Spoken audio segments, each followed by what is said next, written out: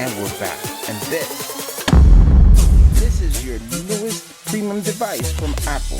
This is your iPhone XS Max. So here we have it.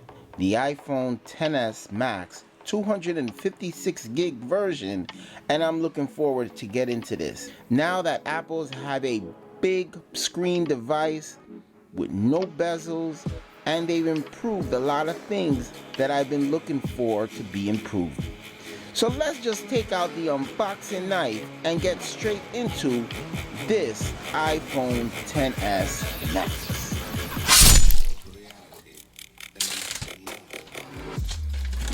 Peel this right off, and this is a little bit of a different box that we're accustomed to, but let's get straight into this. This is 256 gigs. This is the gold version of the iPhone X, straight from T-Mobile. Let's get into this.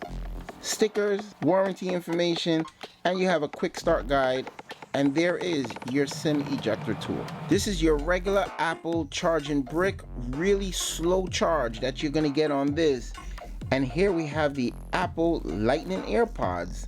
There's no more dongle in the box. And here is your USB to Lightning connector. And here we have this iPhone X. This is the same size as your iPhone 8 Plus, iPhone 7 Plus, iPhone 6 Plus. Same size. You have no bezels, no big bezels no more.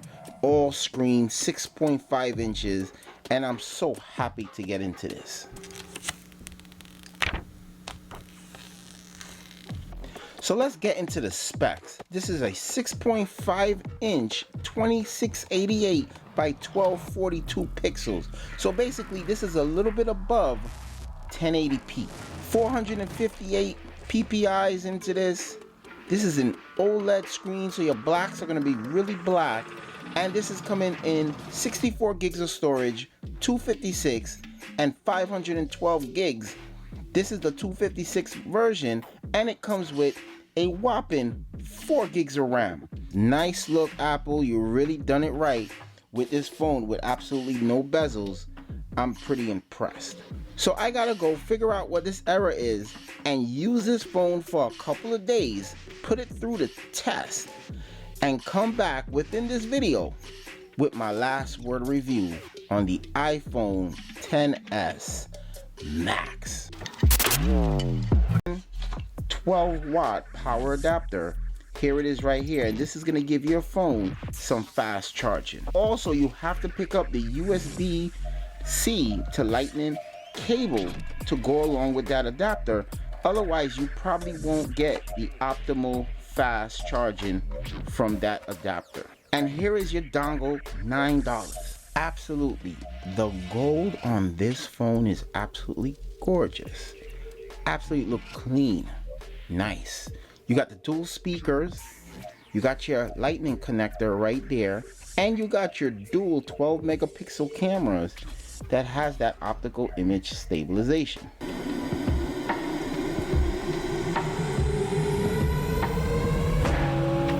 The iPhone is known for its great cameras, and it definitely shows here with these daytime shots.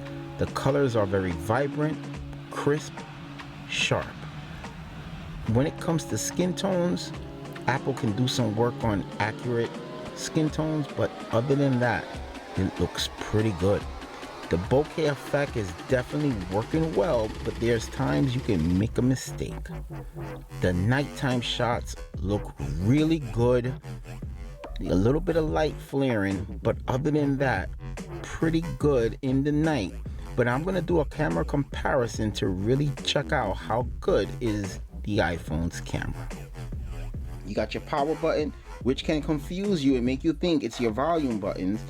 And of course, here's your volume buttons, along with your toggle to mute everything out. And of course, you got your sensor here, so you can get into your phone. Bang. You're most likely gonna drop this phone at some point, so you're gonna have to use two hands. This is the Max, 6.5 inches of a beautiful screen, and This has no bezels at all except for the notch, and I know you guys love the notch. Even though this is a big notch, it's a big notch for a reason.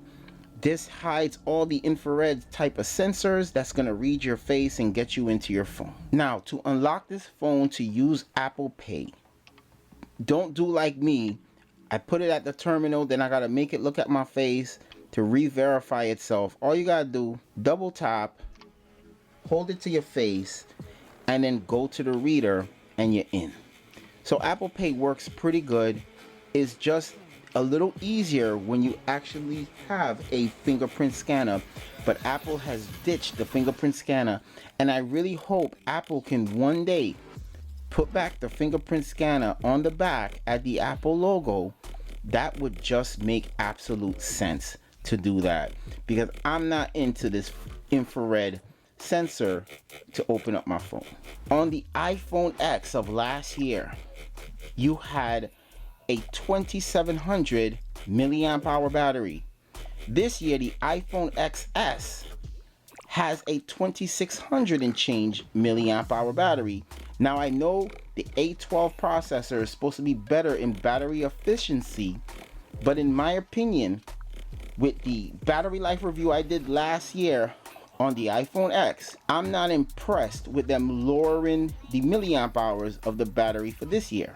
So if you want improved battery life versus last year's phone, you gotta get the Max. It's gonna make a difference, because this is a 3200 milliamp hour battery, and to be specific, 3174. This is an improvement from every iPhone that's been out. This is the most milliamp hours you're getting on an iPhone, and it makes a difference. So having a glass back means you're able to have wireless charging, and you definitely got wireless charging on the iPhone. But I'm going to tell you guys this, depending on which charger you use, pretty much all of them is slow, and some of them is even slower. This Spigen charger is going to charge up your iPhone very slow. So if you know you just want this to charge overnight, that's what your wireless charger is going to be for. Now, battery life on this phone, you're going to get a full shift with time left over to spare. So you could definitely go through your shift at work and still have between 20 and 40% of battery life left, depending on what kind of user you are. So it can definitely take you through your shift at work. If you really want to see how long this phone lasts under a full day, check out my battery life review coming up very soon. Dual speakers on this phone, one right here, one right here, and I say it's packing a punch. Let's take a listen.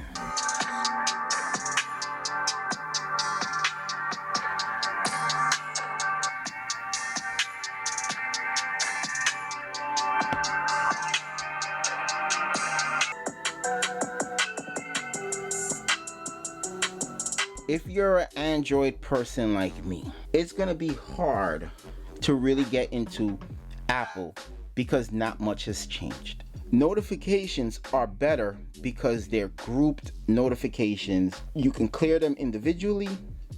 If you have more than one, you can see there's layers. So that means we have more than one message according to that one area. So no more Facebook, Facebook, Facebook, Facebook, Facebook. That's not gonna happen again. Slide down from the top here in all your settings. And if you slide from the bottom, you can easily get to your recent apps and swipe them away. That's cool.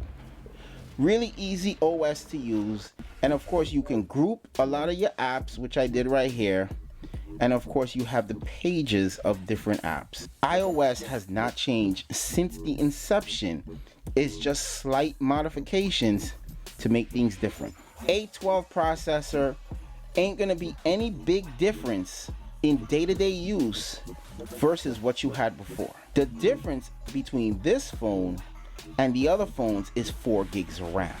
4 gigs of RAM is gonna make a difference, especially on an iPhone, because we've never had this much RAM on an iPhone before. A lot of flagship phones may come with 6 or even 8 gigs of RAM, especially on the Android side, but 4 gigs of RAM normally provides a good performance on most phones, and this one is going to perform very well because of a very efficient processor and a very light OS. I want to talk to you guys a little bit.